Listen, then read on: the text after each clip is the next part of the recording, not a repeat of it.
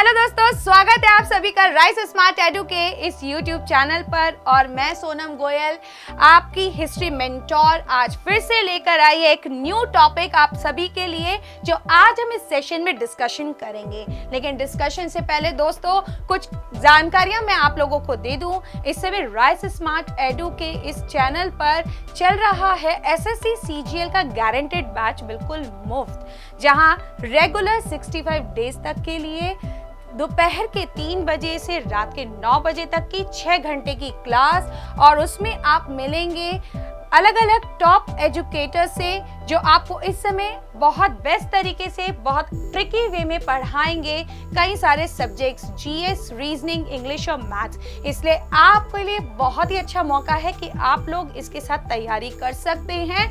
फिलहाल अब हम चलेंगे आगे की ओर, जहां पर थोड़ा सा हमेशा की तरह मेरे बारे में, आपकी हिस्ट्री मेंटोर, जहां मैंने 7+ ईयर्स टीचिंग एक्सपीरियंस तो गेन किया, लेकिन आप लोगों के साथ और भी बाकी है टीचिंग एक्सपीरियंस को गेन करना, साथ के साथ 10K+ स्टूडेंट्स को। लेकिन अभी भी ये नंबर कम है, आपको नंबर बढ़ाना है, इसलिए मेरे साथ कनेक्ट होना है ताकि हम लोग इस नंबर को बढ़ा सके और आप लोग पढ़ सके।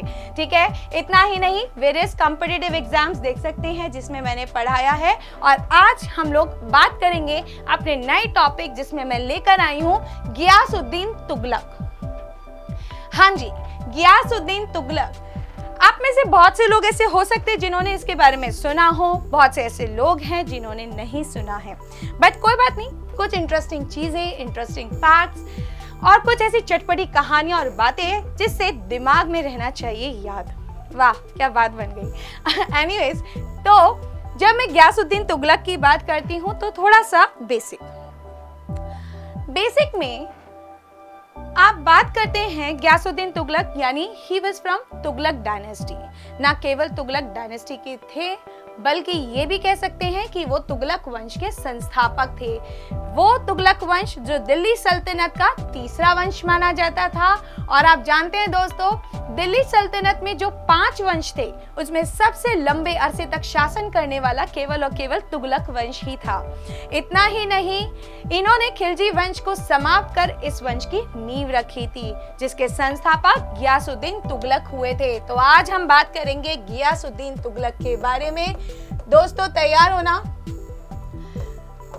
गियासुद्दीन तुगलक की अगर बात की जाए एग्जाम पॉइंट ऑफ व्यू से, तो देखो, एग्जाम पॉइंट ऑफ व्यू से ऐसा नहीं है कि नहीं पूछते हैं, कुछ फैक्ट्स हैं, कुछ क्वेश्चंस हैं जो मैं आज आप लोगों को बताऊंगी कि किस तरह के क्वेश्चन पूछे जाते हैं।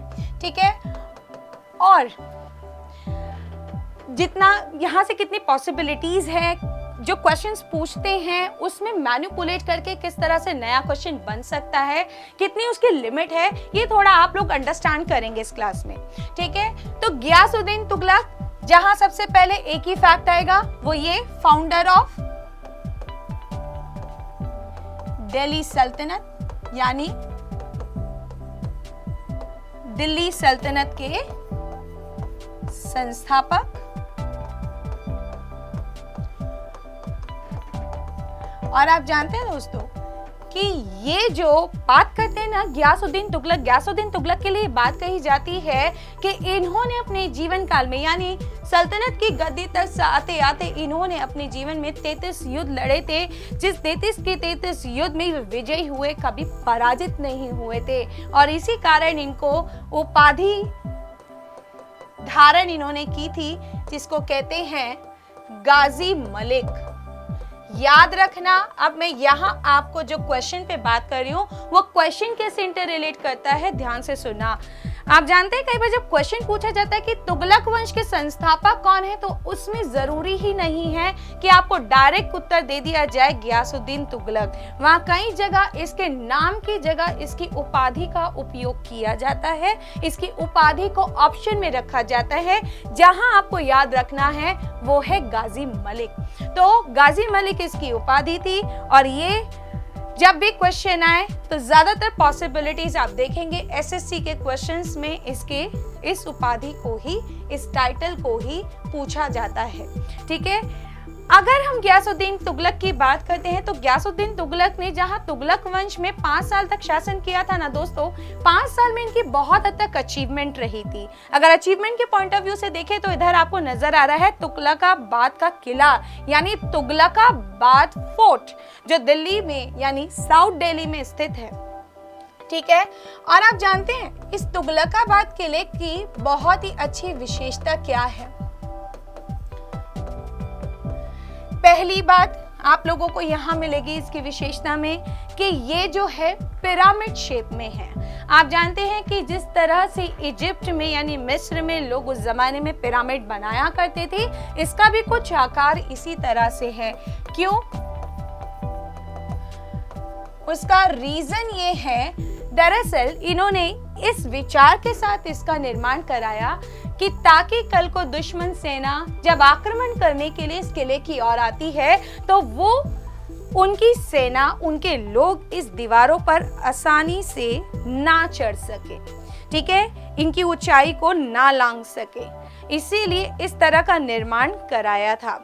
और तो और ये बहुत ही बड़ा किला बनवाया था जिसका निर्माण इन्होंने, आप देख ही सकते हैं, 14वीं सेंचुरी में करवाया है। और आज हम लोग हैं 21वीं शताब्दी, लगभग 700 साल होने को आ रहे हैं इस किले को, लेकिन आप जानते हैं आज भी वहीं का वहीं स्थित है। ये है इस किले की विशेषता, जो कहाँ पर स्थित है, आपका तुगलकाबाद इन दिल्ली, दिल्ली के तुगलकाबाद में। ठीक है, और एक सेकेंड, दिल्ली के तुगलकाबाद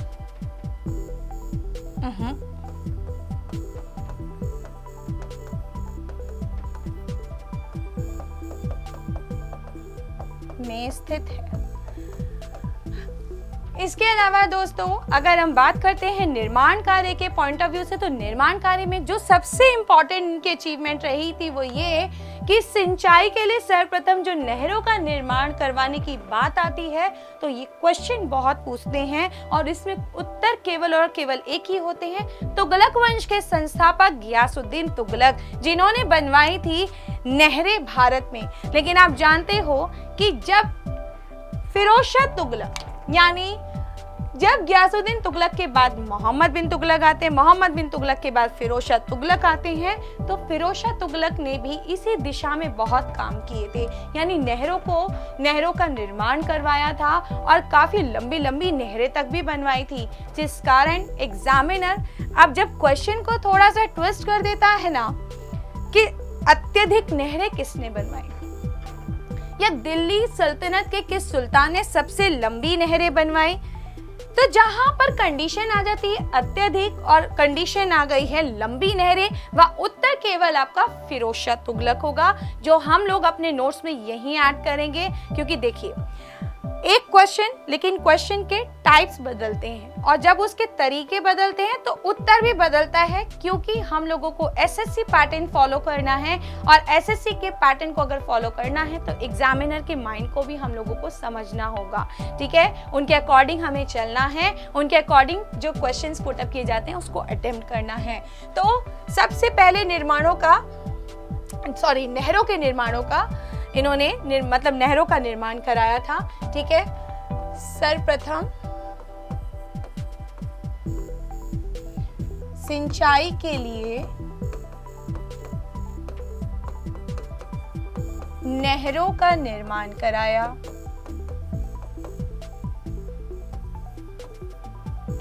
नहरों का निर्माण कराया। और इतना ही नहीं, अगर मैंने क्वेश्चन जो बताया था, क्योंकि मैं हमेशा की तरह अपने जो रिलेटेड टॉपिक्स हैं, यानी बात हम यहाँ गयासुद्दीन तुगलक की कर रहे हैं, लेकिन उसमें जब एक फैक्ट आता है उससे संबंधित दूसरा क्वेश्चन आ जाता है, उसे हम ब्रैकेट में लिखेंगे कि अत्यधिक नहरें, ठीक है, अत्यधिक नहरें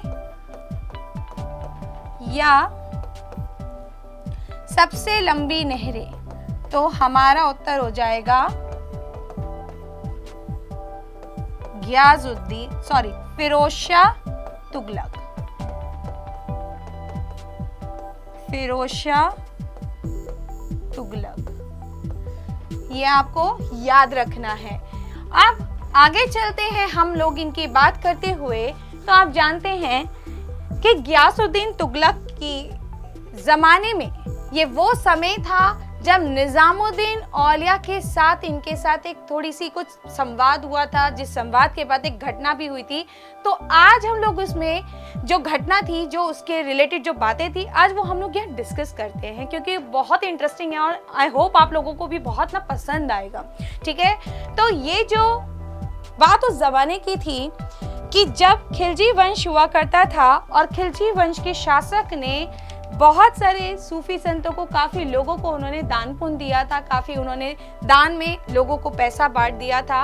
लेकिन जब शासन आ गया था गियासुद्दीन तुगलक का, तो गियासुद्दीन तुगलक ने कहा कि जो भी पैसा दान में दिया गया है वो पैसा वापस ले लिया जाए। अब उनमें से थे एक निज़ामुद्दीन औलिया, जिन्हें 5 लाख टंका दिया गया था। अब 5 लाख टंका दिया गया तो इन पर भी इन्होंने अपना फरमान लागू कर दिया। इन्होंने कहा कि आपको वो 5 लाख टंका वापस करने होंगे।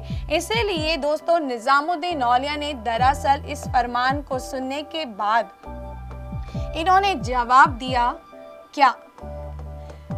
इन्होंने ये कहा कि वो राजकोष का पैसा था, जनता से इकट्ठा किया और जनता में ही बांट दिया। दरअसल इस जवाब से गियासुद्दीन तुगलक तो कुछ जैसे भड़क गए थे। इससे गियासुद्दीन तुगलक ने ये तय किया था कि इन्हें दिल्ली छोड़कर जाना होगा। लेकिन ये बात तब तक निज़ामुद्दीन औलिया तक पहुंचती ही कि अचानक से निज़ामुद्दीन औलिया तक पहुंचती ही कि तभी गियासुद्दीन तुगलक को ये सूचना मिली कि किसी ने बंगाल पर आक्रमण कर दिया। जब आक्रमण की बात सुनी तो जल्दी में हड़बड़ी में भागते हुए जाते हैं बंगाल में उस विद्रोह का दमन करने के लिए, आक्रमण का दमन करने के लिए। और तब विद्रोह के दमन करते वक्त ये विजयी तो होते हैं, क्योंकि मैंने बताया था ये गाजी मलिक हैं और ये विजयी तो हुए। लेकिन जब ये बंगाल से आना चाह रहे थे दिल्ली की ओर, क्योंकि आपको पता ही है उस जमाने में इतनी सुविधा नहीं होती थी और ना सुविधा होने के कारण लोग रुकते हुए दिन में, मतलब ठहरते हुए आते थे, पहुंचते थे, जहां कई दिन लग जाया करते थे। ऐसे में जब वापस आना चाह रहे थे गियासुद्दीन तुगलक, कि गियासुद्दीन तुगलक ने अपने एक दरबारी को आदेश देकर पहले ही बोल दिया कि जाओ और जाकर दिल्ली पहुंचकर निज़ामुद्दीन औलिया को मेरा ये संदेशा दे दो कि अगर मेरे दिल्ली पहुंचने से पहले उन्होंने दिल्ली को नहीं छोड़ा तो उनकी मृत्यु निश्चित है। कहते हैं दोस्तों कि जब निज़ामुद्दीन औलिया को यह बात मिली, यह सुनने को मिला, तो निज़ामुद्दीन औलिया ने मुस्कुराते हुए एक ही बात कही, हुनूस दिल्ली दूरेयस। शायद आपने ये दोहा पहले भी सुना होगा, हुनूस दिल्ली दूरेयस, क्योंकि जानते हैं ये बात किसी और ने नहीं बल्कि निज़ामुद्दीन औलिया ने ही कही थी। और किसके लिए कही थी? गियासुद्दीन तुगलक के लिए। अभी तक वैसे इस पे क्वेश्चन नहीं आया, बट देखिए हो सकता है यही से क्वेश्चन पूछ लिया जाए कि ये शब्द किसने कहे थे। तो निज़ामुद्दीन औलिया ने कहे थे, हुनूस दिल्ली दूरेयस, यानी दिल्ली अभी बहुत दूर है। हालांकि यहाँ पर उसका कभी अभी तक तो मतलब समझ में नहीं आया, लेकिन अब आगे क्या होता है सुनिए ध्यान से। जब इधर गियासुद्दीन तुगलक निकल पड़ते हैं दिल्ली के लिए कि उनके पुत्र मोहम्मद बिन तुगलक को पता चला कि पिताजी विजयी होकर आ रहे हैं, इसे खुशी के मारे पिताजी का वेलकम करने के लिए एक भवन का निर्माण कराते हैं जो लकड़ी से निर्मित था, यानी वुडन स्ट्रक्चर, वुडन पैविलियन, यानी लकड़ी का ये जो भवन था निर्माण किया था ताकि पिताजी जब आएंगे तो दिल्ली की सरहदों में पहुंचेंगे, वो इस भवन से होते हुए जाएंगे जहां उन्हें अच्छा लगेगा।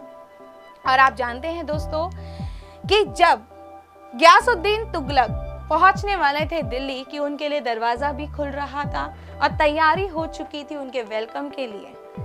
दरवाजा खुल रहा था, आ रहे थे गियासुद्दीन तुगलक, दरवाजा खुल रहा था, पिताजी गियासुद्दीन आ रहे थे।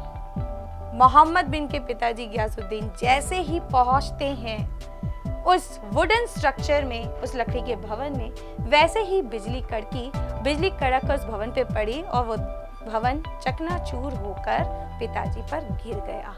हो गया पिताजी का वेलकम, पिताजी निकल लिए ऊपर और इस तरह से गियासुद्दीन तुगलक की मृत्यु हो गई।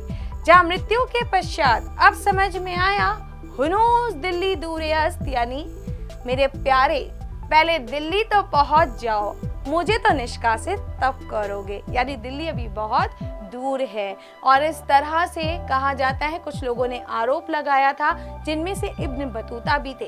इब्न बतूता का ये कहना था कि गियासुद्दीन तुगलक के बेटे मोहम्मद बिन तुगलक ने दरअसल ये सब जानबूझकर इस तरह से बनवाया था ताकि ऐसा कुछ हो, क्योंकि वो चाहते थे उत्तराधिकार की गद्दी, और इसीलिए उन्होंने अपने पिताजी के लिए ये षड्यंत्र रचा था।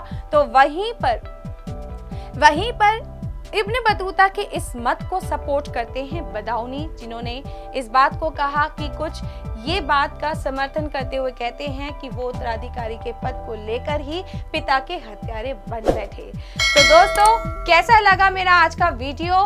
और इस तरह की वीडियोस के लिए बने रहिए राइस स्मार्ट एडू पे। मैं सोनम गोयल, फिर से मिलेंगे इस प्लेटफॉर्म पे, तब तक के लिए थैंक यू।